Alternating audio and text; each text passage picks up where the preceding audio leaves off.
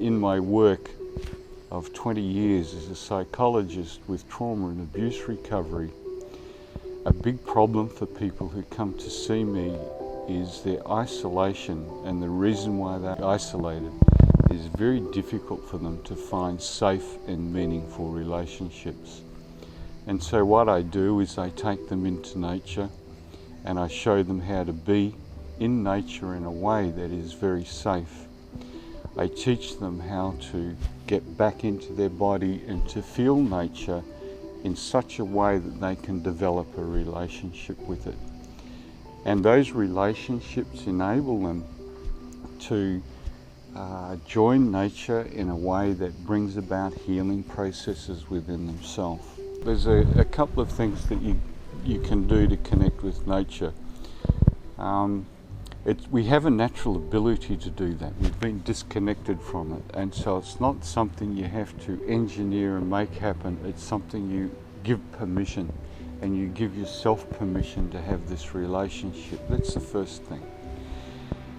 Also, to understand that in the stressful society that we live in, we are conditioned to have narrow focus and narrow attention because we're reading, we're writing, we're watching TV, we're working with objects, and we're task focused. That changes the way we process information. It's all conscious mind awareness, task orientated awareness. What is really important in nature is to release the narrow focus and to open your focus up so you have wide open focus. And when you walk through nature with wide open focus, what you find is that after a while you start to become energetically aware. You'll feel the changes in energy as you walk across the landscape, as you walk past bushes and trees. The other thing that is useful to do is that you can lay yourself on the ground, find a place that's safe, that feels right for you. Introduce yourself to Mother Earth. Say who you are. Talk about what your intent is in life and in what way that's aligned with Mother Earth. And then tell your story. Talk to her about what's happened in your life, what your problem is or what your issues are, what it is that you need help with, and then ask Mother Earth for healing. And that will come. And the reason why it will come is our bodies come from the earth. She is mother in that way. She is a massive consciousness. We don't need to tell her what to do or how to do it. It is simply giving ourselves permission to connect with her and to allow that healing to happen. When you're laying on the ground like that, you can also attend to your breathing and slow it down to about 6 breaths a minute so that you're breathing with your abdomen. And once the processing starts, any emotions, any thoughts that come up, any memories, hand them over to Mother Earth for processing. You don't need to do anything with them.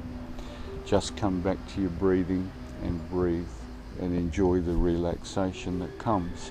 Nature's also a powerful teacher, and one of the things that you can do once you've developed your sensitivity, in the way that I've described, you introduce yourself, you state why you're there. And if you want learning, if you want wisdom access or healing, you can walk through the bush, through nature with open focus and the energetic sensitivity.